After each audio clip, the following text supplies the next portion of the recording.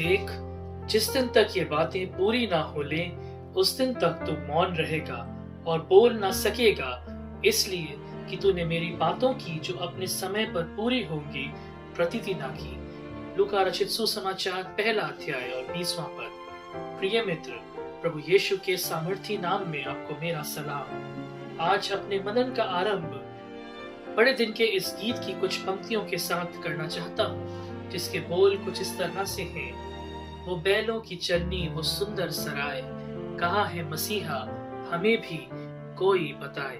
इसकी एक पंक्ति में कुछ यूं लिखा है, गरणियों ने सुनकर दूतों की वाणी विश्वास से चल दिए।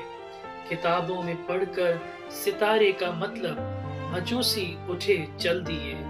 विश्वास की बस जरा सी कमी है, पहाड़ों से कह दो समुद्र में वो मिल जाए।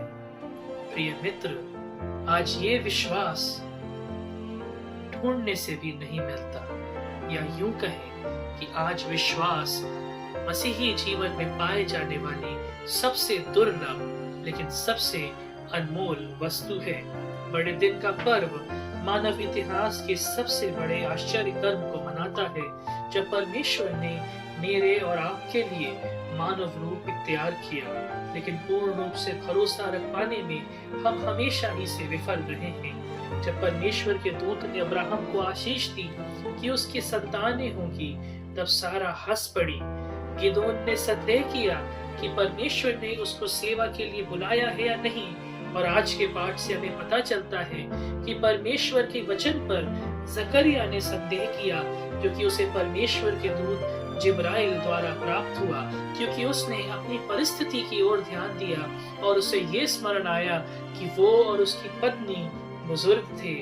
विश्वास की अभाव में बाइबल बताती है कि परमेश्वर ने उसे मौन कर दिया, और वो तब तक नहीं बोल पाया जब तक उनको पुत्र यूहन्ना उत्पन्न नहीं हुआ। इसीलिए आज परमेश्वर हमसे और आपसे ये प्रश्न पूछते हैं, क्या यहोवा परमेश्वर के लिए कोई काम कठिन है?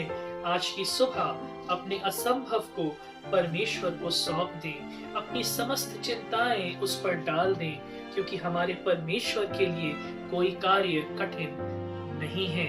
यदि आप सोचते हैं कि आपकी ये बीमारी आपसे दूर नहीं जाती, आपकी ये समस्या अंत होने नहीं वाली, आपकी ये परेशानी का कोई अंत आपको नहीं दिखता, प्रिय मित्र, आज अपनी समस्त चिंताएं परमेश्वर को सौंप दें। ऐसे में विश्वास की एक ऐसी नायिका का स्मरण आता है, जिसने अपने अभूतपूर्व विश्वास और साहस से न सिर्फ अपने परिवार को बचाया, परंतु उसका नाम यीशु की वंशावली में भी आ गया, और वो है राहाब, जो राजा दाऊद की परदादी थी।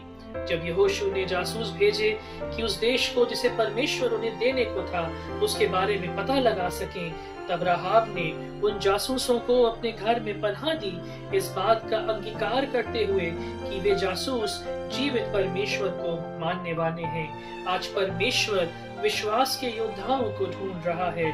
अगर आगमन के इस पर्व में परमेश्वर को आप प्रसन्न करना चाहते हैं, तो अनिवार्य है कि आप में एक ऐसा विश्वास हो जो किसी परिस्थिति पर आधारित ना हो, क्योंकि परमेश्वर का वचन यूं कहता है इब्रानियों के 11वें अध्याय के 6 पद में, और बिना विश्वास उसे प्रसन्न करना अनहोना है, क्योंकि परमेश्वर के पास आने वाले को विश्वास करना चाहिए कि वो और अपने खोजने वालों को प्रतिफल देता है।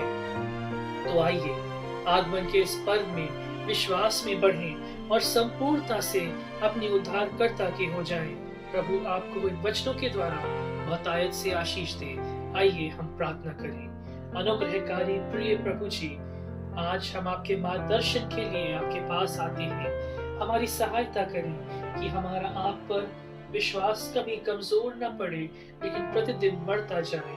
हम अपने भविष्य को आपके हाथों में सौंपते हैं, और उस डर से को जो अनिश्चितताओं से होता है, आज उससे हम स्वतंत्रता चाहते हैं। हम इस बात का अंगीकार करते हैं कि आप हमारे भविष्य के बारे में जानते हैं, क्योंकि जो कल्पनाएं आप हमारे विषय में करते हैं वो हमारे लाभ की हैं और हानि की नहीं। इसलिए पर प्रभु हमें निराशा में पड़ने से बचाएं, क्योंकि हमारी आशा आप ही में है।